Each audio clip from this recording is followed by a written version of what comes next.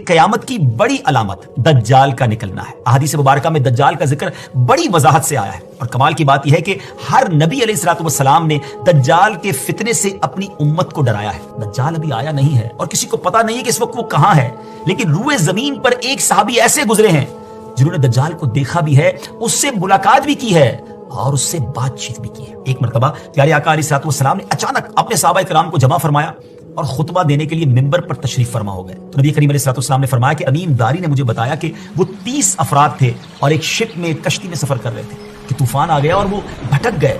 تقریباً مہینہ بھر وہ سمندر میں گھومتے رہے اور ایک دن سورج غروب ہونے کے وقت ایک نامعلوم آئلینڈ پر پہنچے۔ انہیں وہاں سیاہ رنگ کی مخلوق نظر آئی جس کے جسم پر بال بہت زیادہ تھے۔ انہوں نے اس سے پوچھا کہ تم کون ہو؟ اس نے کہا میں جاسوس ہوں۔ تو کہا کہ ہمیں اپنے بارے میں کچھ بتاؤ۔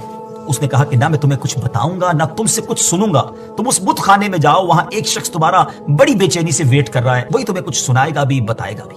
پھر وہ سب اندر چلے گئے۔ وہاں ایک شخص سختی کے ساتھ زنجیروں میں جکڑا ہوا تھا۔ اس نے پوچھا کہ تم لوگ کون ہو اور کہاں سے آئے ہو؟ جواب دیا کہ شام سے آئے ہیں۔ اس نے پوچھا کہ عرب کا کیا حال ہے؟ اور ایک شخص وہاں پیدا ہونا تھا، اس کا کیا حال ہے؟ یعنی نبی پاک علیہ الصلوۃ والسلام کے بارے میں پوچھا۔ صحابہ کرام نے کہا کہ وہ اچھے حال میں ہیں اور ابتدا میں ان کی مخالفت ہوئی، مگر اب تو تمام عرب پر وہ غالب ہو گئے ہیں۔ اس نے کہا اچھا زغر کے چشمے کا کیا حال ہے؟ انہوں نے جواب دیا کہ وہ بھی اچھی حالت میں ہے، لوگ اس سے پانی پیتے ہیں، اس سے کھیتی باڑی بھی کرتے ہیں۔ پھر اس نے پوچھا کہ عمان اور بیسان کی کھجوروں کا کیا حال ہے؟ انہوں نے کہا کہ اس میں ہر سال پھل آتے ہیں۔ یہ سن کر اس شخص نے 3 چیخیں ماری اور بولا کہ میں دجال ہوں۔ کہتا ہے قریب میں آزاد ہو جاؤں گا اور زمین کا چپا چپا گھوموں گا اور اس کا کوئی حصہ نہیں چھوڑوں گا سوائے طیبہ کے، کیونکہ مجھ میں وہاں جانے کی طاقت، وہاں جانے کی پاور نہ ہوگی۔ نبی پاک علیہ الصلوۃ والسلام نے فرمایا کہ مجھے بہت خوشی ہوئی کیونکہ طیبہ یہی شہر ہے۔ بعض روایت کی روشنی میں یہ بات بھی کہی جاتی ہے کہ دجال کو حضرت سلیمان علیہ الصلوۃ والسلام نے قید کیا تھا، اور حدیث پاک کے مطابق یہ مشرق یعنی ایسٹ کی سائڈ موجود ہے۔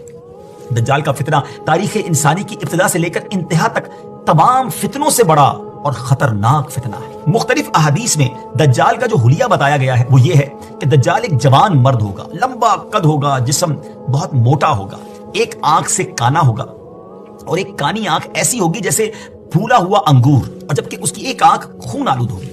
اس کا سینہ چوڑا ہوگا اور ذرا سا اندر کی طرف دھسا ہوا ہوگا۔ دجال کی پیشانی چوڑی ہوگی اور دونوں آنکھوں کے درمیان کاف فا